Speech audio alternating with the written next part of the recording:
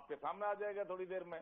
फिर भी सबसे बड़ी बात क्या है कि तीसरी बार मोदी जी प्रधानमंत्री बन रहे, ये अपने आप में बहुत ही खुशी की बात है हमारे लिए, और हम जनता जनार्दन का धन्यवाद करते हैं। मान नहीं रहा इस बात को, विपक्ष अभी भी हौसला बांधे हुए है कि जहां इतनी अगर रुझान में सीटें दिख रही है तो हो सकता है बढ़ जाए। चलिए हांडा जी कुछ कहना चाहिए। हांडा जी लगा दो, मैं लगा रही हूँ जैसा वैसे वाला कांटा लगा दो। मोदी जी नहीं बन रहे पीएम, तो फिर कौन बन रहा है यही बता दीजिए। लगा दिया जनता ने लगा दिया। कौन बनने वाला है एक बार टिप्पणी इस पर भी कर दीजिए। देव तुल्य जनता ने कांटा लगा दिया। अरे देव तुल्य जनता ने कांटा लगा दिया, बना रही है, वो ही बना रही है। सुनिए अब मैं जवाब दे दूं ज्योति जी की कुछ बातों के। बिल्कुल।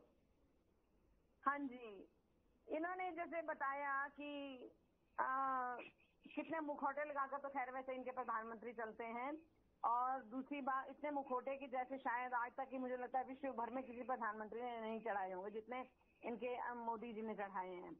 उम्मीद खत्म समझो कि आपके 11 कमल खिलेंगे। आप बड़ा ठोक कर बोलते थे ना, 11 के 11 कमल खुलेंगे। देव तुल्य जनता, 14 उसका राजा का बेटा राजा, ये वो उल्टी सीधी हर बारी में यही बातें होती है, और पिटते हो, फिर पिटते हो हर बार, किसान का बेटा, हर बार पिटते हो। अरे आपसे नहीं बने, फिर एक आदिवासी महिला हमारे देश की राष्ट्रपति बन सकती है। अरे कांग्रेस में बनता है राजा का बेटा राजा, एमपी का बेटा। अभी आपको पूरा मौका दिया था, अब हांडा जी अपनी बात को रख लें, उसके बाद निश्चित तौर पर आप ही की बात लौटूंगी। और आदिवासी पर पेशाब करवाया आपने, आदिवासी की बात करते हैं, मध्य प्रदेश की बात करते हैं, विरोधाभास वाली बातें। दूसरी बात, नहीं मारे जितने जीते ना सारी सीटें जीत रहे हैं मध्य प्रदेश में। वो मन्ना बेरा कैसे जीत रहे हैं? मन्ना बेरा, थोड़ा अपडेट हो जाओ बहन जी, आप अपडेट हो, बहन जी अपडेट हो थोड़ा आप। लाओ आपको अपडेट भी बता देती हूँ, आप अपडेटेड नहीं हो कि चुनाव आयोग ने बीच में बोलने से बढ़िया एक बार उन्होंने मध्य प्रदेश का सवाल पूछा है तो टिप्पणी करी। कम से कम 1,07,00,000 वोट आते हैं, समझे आप? ये पूछा जरा अपने चुनाव आयोग से, जो कि पिट्ठू है मोदी जी का। और दूसरी बात सुनो, आप कह रहे थे चेले चपाटे तो जितने भी हैं, चाहे वो पासवान हो चाहे कोई भी हो, चेले चपाटों ने सबने मोदी जी का महिमा मंडन करना ही करना है। पहली बात, महिमा मंडन नहीं करेंगे तो उनको आगे कोई बढ़ाएगा नहीं, मोदी जी बढ़ाएंगे नहीं बिल्कुल भी। तीसरी बात, मैं बड़ी वैसे हैरान हूँ कृष्ण पाल गुर्जर जी की जीत पर। उसका कारण बताती हूँ क्यों। क्योंकि वहां पर जब पीछे एक डिबेट हुई थी, उसमें उनकी बहुत सारी खामियां निकल कर आई थी। फरीदाबाद की लोकसभा सीट पर ही चर्चा हुई थी। 2200 करोड़ का निगम का घोटाला हुआ, सिर्फ निगम का। बाकी और कितने घोटाले हुए होंगे आप सोच लीजिए। प्लस वहां पर, अरे नहीं चुप रहो, झूठ नहीं बोले, बोलने का पक्का मौका दूंगी। एक बार वहां पर फैला हुआ है, बात खत्म करेंगे हांडा जी, 20 सेकंड में अपनी बात खत्म करेंगे, उसके बाद से आप जरूर स्पष्टीकरण दीजिएगा, जरूर स्पष्टीकरण दीजिएगा, क्योंकि अब लगभग नतीजे आने लग गए हैं। अब हर एक सीट के एक करके नतीजे आ रहे हैं। मैं आऊंगी आपके पास एक बार। हांडा जी जल्दी से अपनी बात खत्म कीजिए। हाँ, मैं वही बता रही हूँ कि इतना घपले करके भी वो जीत गए, कैसे जीते होंगे ये वो जाने और अल्लाह जाने। ठीक है शर्मा जी, अपनी बात को रखिए। अब ये मैडम सारा झूठ बोल रही है, जनता को गुमराह कर रही है, और मैं कह रहा हूँ जनता का आशीर्वाद हमारे साथ है। आज 400 पार नहीं करेंगे, 450। अरे आप देखते जाओ, मोदी जी तीसरी बार प्रधानमंत्री बनने जा रहे हैं बहन जी। बिल्कुल आप इंतजार करो थोड़ा सा। अच्छा चलिए ठीक है, आप जब इतना दावा कर ही रहे तो बता दीजिए कौन बनने वाला है। ताकतवर प्रधानमंत्री है, उन्होंने सिद्ध किया है। अब पहले आपके टाइम में क्या होता था? अरे भाई, हमारी सेना के ऊपर पत्थर मारे जाते थे कश्मीर में, किसी की हिम्मत नहीं है सेना की तरफ आंख उठा के बोल दे। अच्छा, इतने मजबूत है वो, सबको डरता है। अब विदेश में धाक जमाइए, धाक पहले पूछता था आपके टाइम में कोई हुआ हमारे प्रधानमंत्री को? बताइए, आप जवाब दीजिए, जनता देख रही है। अब आप वहाँ पर रशिया का राष्ट्रपति, अमेरिका का राष्ट्रपति, जर्मन का चांसलर, एक एक करके क्या नाम है, ब्रिटेन का प्रधानमंत्री, एक एक करके चलिए ठीक है। एक बड़ी खबर सामने आ रही है, दोनों एक बार सुन ले, क्योंकि हमारे दर्शकों के लिए बहुत जरूरी हो जाती है खबर। ट्रांसलेटर नहीं भेजा होगा ना, उसका नाम क्या है बताना। एक एक करके हांडा जी एक बार बड़ी खबर सुनेंगे आप, एक बार बड़ी खबर सुनेंगे। बड़ा अपडेट आ रहा है, सुन लीजिए, दोनों के लिए बहुत महत्वपूर्ण है। शायद आप लोग डिबेट में है तो आपको ये जानकारी नहीं होगी, लेकिन अगर आप सुनेंगे तभी तो समझ में आएगा। ऐसे आप उसको लड़ते रहेंगे तो फिर कैसे होगा? अभी लड़ते लड़ते आज परिणाम आ रहे हैं, परिणाम देख लीजिए, उसके बाद फिर लड़ते रहिएगा। ब्रेक है नहीं, एक एक करके आपके देखिए, एक दूसरे पर आरोप लगा के कुछ नहीं होगा। जनता ने जो करना था वो कर दिया, जनता ने जो करना था वो कर दिया। अब ये आरोप वो बहुत अच्छे से समझती है, इसीलिए वो परिणाम जो है अब आपके सामने होंगे थोड़ी देर में। लेकिन एक बड़ा अपडेट आ रहा है, अपडेट ये आ रहा है 543 सीटों को लेकर के, जहां पर 22 सीटों पर अभी तक पूरे देश भर में बीजेपी जीत चुकी है। और ऐसे ही 6 सीटें ऐसी है जिसमें परिणाम घोषित हो चुका है, जिसमें कांग्रेस के पक्ष में ये परिणाम आया है। तो अब बाकी आने वाली बात है, क्योंकि बाकी सीटों पर अभी काउंटिंग चल रही है। लेकिन अभी तक जितना नतीजा सामने आया उस हिसाब से ओवरऑल पूरे देश की बात करें तो बड़ी खबर के हिसाब से 22 सीटें अभी तक बीजेपी के पक्ष में आ चुकी है। बीजेपी जीत चुकी है पूरे देश भर में, और अभी तक 6 सीटें ऐसी है जिसको कांग्रेस जीत चुकी है, यानी इंडिया गठबंधन के खाते में ये सीटें आ चुकी है। तो आगे बढ़ते हुए अब मैं चाहूंगी कि एक अभी तक की बात कर रही हूं, क्योंकि सभी सीटों की अभी रिजल्ट नहीं आए हैं। ये रुझान है, ये रुझान कब नतीजों में तब्दील होंगे ये थोड़े आधे एक घंटे के बाद ही पता चलेगा, इसीलिए मैं ये सब चीजें कह रही हूँ। चलिए अब एक एक करके बातें रखिए अपनी। शर्मा जी, आपने बोला 22 सीट में ये भी कह रहे हैं कि अभी रुझान आ रहे हैं, बाकी आने बाकी हैं, ठीक है।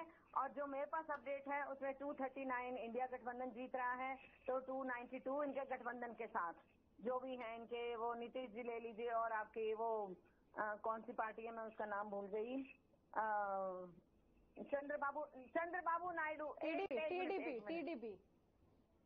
नहीं, एक मिनट चुप रहो, टीडीपी है हांडा जी, बता रही हूँ मैं, टीडीपी है बता रही हूँ, बोल रही हूँ मैं, चुप होके सुन लो कि टेप नहीं रुकती तुम्हारी। हांडा जी, मैं ये कह रही हूँ, मैं बता रही, याद बोल रही थी ना मैं, चंद्रबाबू नायडू, मेरे को पार्टी का नाम नहीं याद आ रहा था, तो मैं वही तो बोल रही हूँ, टीडीपी क्या होगा, कौन सा, मैं टीडीपी इतनी देर से बता तो रही हूँ आपको। है ईडी सीबीआई IT का लेकर जेलों में जो डाला, वो लोग भूले नहीं है, इस बात को आप याद रखिए। कोई नहीं भूला जिसके साथ आपने जो कदम किए, जिन जिनको प्रताड़ित किया है। अच्छा, तो अब आरोप प्रत्यारोप यहाँ पर काम नहीं करेंगे।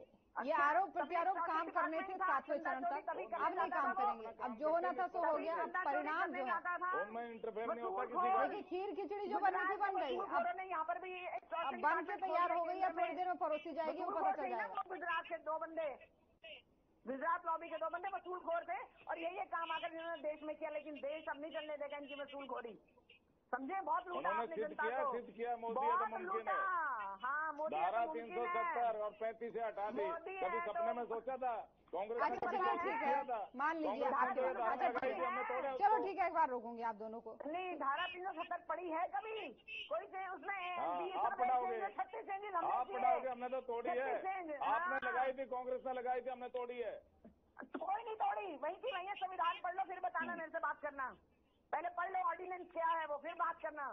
बिना पढ़े चले आते हो, अज्ञानता से ज्ञान बांटते हो। व्हाट्सएप विश्वविद्यालय सारा ज्ञान आपके पास ही है, सारे हिंदुस्तान का ज्ञान आपके पास ही है। अब आप लोगों की बहस अगर खत्म हो गई हो तो इस चर्चा को आगे बढ़ाएं। समझे आप, ना चमचागिरी करती हूँ मैं। इस चर्चा को आगे बढ़ाएं, इस चर्चा को आगे बढ़ाएं। अगर ये आरोप प्रत्यारोप वाले जो कड़ी है वो थोड़ा सा अगर उसको विराम लगाना चाहे तो आगे बढ़े। पश्चिम बंगाल अहम राज्य हो जाता है जीत के लिए, जीत की सीढ़ी के आगे के लिए। पश्चिम बंगाल कहें, बिहार कहें, उत्तर प्रदेश कहें, ये कुछ ऐसे राज्य हैं जो काफी अहम हो जाता है। जो पार्टियां इन राज्यों में मजबूत है उसके रास्ते काफी आसान हो जाते हैं सत्ता में आने के लिए, या फिर देश में सत्ता के तौर पर काबिज होने के लिए। तो ऐसे में जब जो हम आंकड़े देख रहे हैं वो काफी ऊपर नीचे है, तो इस पर लगातार क्योंकि हम चर्चा भी कर रहे हैं, तो ऐसे में एक एक करके फिर से आ जाते हैं। शर्मा जी, एक बार फिर से अहम निर्णय, बहुत ही अहम सवाल आपसे कर रही हूँ। अगर ये 50-50 का आंकड़ा जो अभी तक बताया जा रहा है, अगर वो नतीजों में तब्दील होता है तो आपको क्या लगता है कौन सी ऐसी चीजें हैं जिन पर बीजेपी को आगे जाकर के काम करना चाहिए? देखो, उसमें क्या होता है, हर पार्टी उसके बाद में समीक्षा बैठक करती है, वो देखती है भाई कहाँ चूक हुई है और कहाँ कोई कमी बेसी है, उसको दूर करती है, जनता की और ज्यादा सेवा करेंगे। और मैं समझता हूँ ये आंकड़े बदलेंगे। मेरा आज भी हमारा मन गवाही दे रहा है, अभी समय बाकी है, ये आंकड़े बदलेंगे और निश्चित तौर पे जनता का आशीर्वाद हमारे साथ है और आगे भी रहेगा। तीसरी बार भी हरियाणा में नायब सैनी मुख्यमंत्री जी बनेंगे, उनकी सरकार बनने जा रही है। उससे पहले मोदी जी औथ लेंगे, PM की औथ लेंगे मोदी जी। और मोदी जी के बारे में जैसे बहन जी बता रही है, ये हाथ हिला रही है, आपसे हाथ हिलाने से कुछ नहीं होगा बहन जी। आप देख लेना, मोदी जी शपथ लेंगे। अरे मोदी जी शपथ ले रहे विश्व के सबसे ताकतवर लोकप्रिय प्रधानमंत्री है वो। चंद घंटों का इंतजार, इससे पहले रोकूंगी क्योंकि बड़ी खबर सामने आ रही है, बड़ी खबर, क्योंकि अब जीत की तस्वीर धीरे धीरे साफ होती जा रही है। ऐसे में हरियाणा से बड़ी खबर जो थोड़ी देर पहले भी मैंने बताई थी, एक बार विस्तार से बता देती हूँ। सिरसा जीत जो है कुमारी शैलजा जीत चुकी है, एक बड़े अंतर के साथ जीत चुकी है कुमारी शैलजा, कांग्रेस से जीत चुकी है। सिरसा की ये सीट हरियाणा में कांग्रेस के खाते में आ चुकी है, जैसा कि लगातार दावा कांग्रेस करती हुई आ रही थी। तो कुमारी शैलजा की ये तस्वीर आप देखिए, ग्राफिक्स के माध्यम से आप बता रहे हैं हम उनका पूरा डेटा आपको, जहां पर सिरसा सीट से हरियाणा की जो है एक तरीके से बेटी कहें जीत गई है, कांग्रेस पार्टी की तरफ से प्रत्याशी थी। क्या है इनका पूरा डेटा ये आपको बताएंगे, लेकिन उससे पहले जो है लगातार चर्चा हम कर रहे थे मेहमानों के साथ।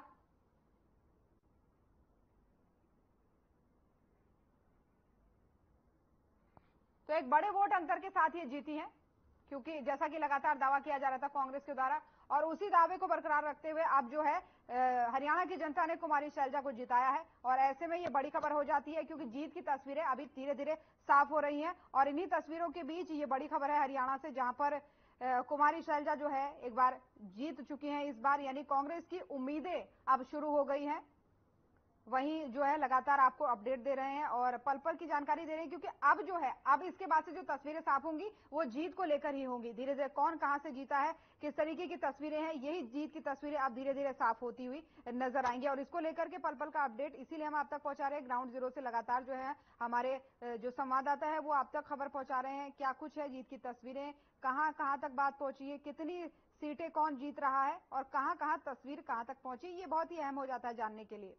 तो यही सब चीजें आपको है जो लगातार बता रहे हैं। तो ये सिरसा की सीट थी, इसका मुकाबला आपको बता दें कि किस तरीके से चलने वाला था। बीजेपी की तरफ से यहां पर मैदान में अशोक तंवर थे और कांग्रेस की तरफ से यहां पर कुमारी शैलजा थी। तो ये सीट कांग्रेस का गढ़ रही है क्योंकि शुरू से, तो इसीलिए यहां पर जो मुकाबला है वो काफी दिलचस्प हो जाता है। यहां से कांग्रेस पहले 9 बार जीत चुकी है, कोई छोटा आंकड़ा नहीं है, बहुत बड़ा आंकड़ा है। 9 बार यहां से कांग्रेस जीत चुकी है। 1991 से लेकर के 2014 तक लगातार हर बार यहां पर कांग्रेस का कब्जा रहा इस सीट पर, यानी सिरसा सीट पर। 2019 में बीजेपी की सुनीता दुग्गल यहां से जीती थी, लेकिन इस बार जो है उनका टिकट काट करके अशोक तंवर को यहां से टिकट दिया गया था, यानी बीजेपी ने भरोसा जताया था अशोक तंवर पे। तो ऐसे में वो मैदान में थे।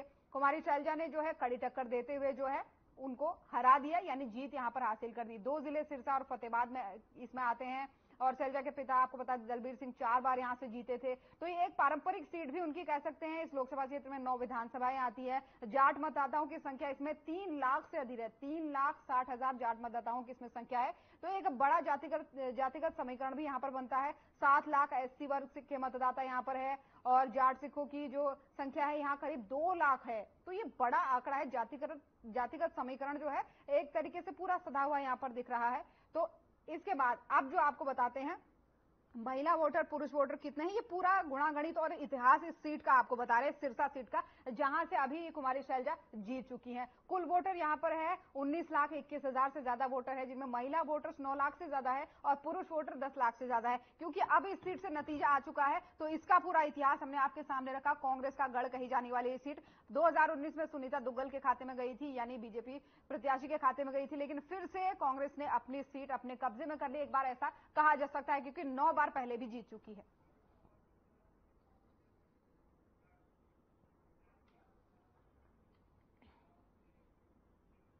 और एक और बड़ी खबर, क्योंकि जैसे कि हमने कहा जीत की तस्वीरें साफ हो रही है और मध्य प्रदेश के विदिशा से ये खबर है, जहां पर पूर्व मुख्यमंत्री शिवराज सिंह चौहान इस सीट से जीत चुके हैं और बड़े मत के अंतर से यहां पर जीते हैं, क्योंकि लाखों के वोट के अंतर से यहां पर जीते हैं। तो ये बड़ी खबर और अहम खबर भी हो जाती है, एक बड़ी और पक्की जानकारी हो जाती है। 8 लाख से ज्यादा वोट से जीते हैं शिवराज सिंह चौहान। इस बार विदिशा से टिकट दिया गया था। मध्य प्रदेश जो है बीजेपी का एक तरीके से गढ़ बन चुका है, क्योंकि पिछली बार एक सीट मात्र कांग्रेस के खाते में थी और इस बार जो है अभी तक के रुझानों के हिसाब से वो भी नहीं दिखाई दे रही है। तो ऐसे में विदिशा की सीट काफी हॉट मानी जा रही थी, क्योंकि पूर्व मुख्यमंत्री यहाँ से जो है खुद मैदान में थे। ऐसे में 8 लाख वोटों का अंतर कोई सामान्य नहीं है, एक तरीके से ऐतिहासिक जीत भी इसको कहा जा सकता है। विदिशा की सीट जो है अब बीजेपी के खाते में होते हुए शिवराज सिंह चौहान के पास ये सीट 8 लाख वोटों के अंतर से बड़ी और अहम अपडेट इस समय की। तो 8 लाख का अंतर कोई छोटा नहीं है, क्योंकि इससे पहले एक बड़ा आंकड़ा जो 6 लाख का था, जो करनाल सीट बीजेपी जीती थी, उसमें भी 6 लाख का था, लेकिन अब जो है 8 लाख तक का ये आंकड़ा काफी अहम हो जाता है।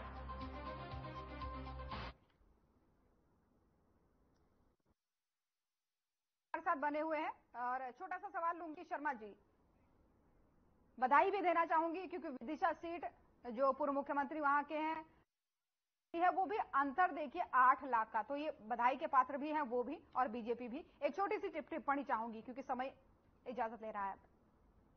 जीत हुई है और मैं उनको बधाई देता हूं और देवतुल्य जनता जनार्दन का हार्दिक आभार प्रकट करता हूं, उनका धन्यवाद करता हूं कि उन्होंने बहुत बड़ी ऐतिहासिक, हमारे देश में इतनी बड़ी जीत अब तक नहीं हुई है और उनकी ऐतिहासिक जीत हुई है।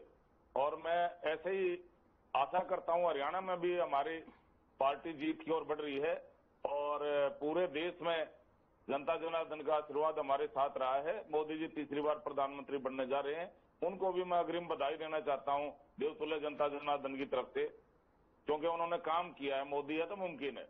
जैसे मैंने पहले ही बताया था आपको, भाई कई ऐतिहासिक कार्य हुए हैं जो उनके कार्यकाल में हुए हैं। आने वाली पीढ़ियां याद रखेंगी भाई ये किन के कार्यकाल में हुए थे।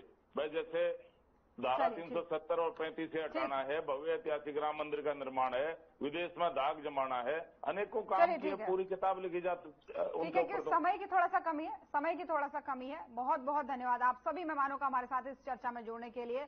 तो मतदान जो है वो सुबह से जारी था, लेकिन अब एक ऐसा समय है जहां पर अब जीत की तरफ कौन सी पार्टी बढ़ रही है इसकी तस्वीरें साफ हो रही है। धीरे धीरे सामने आ रहा है कि कौन कहां से जीत रहा है। प्रत्याशियों के दिल की धड़कनें जो है, जो जीत चुके हैं वो प्रफुल्लित हो चुके हैं, लेकिन जिनका रिजल्ट अभी तक नहीं आया वो कहीं ना कहीं थोड़ा सा कश्मकश में है और थोड़ा सा और ज्यादा घबराए हुए लग रहे हैं, क्योंकि उनको लग रहा है कि हम पक्ष में हमारे मतदान होगा या नहीं, हुआ है या नहीं, जनता ने उन्हें चुना है या नहीं। ये कश्मकश तभी साफ होगी जब उनकी सीट का रिजल्ट आएगा। तो दिन भर महाकवरेज जारी है। थोड़ी देर बाद सारी तस्वीरें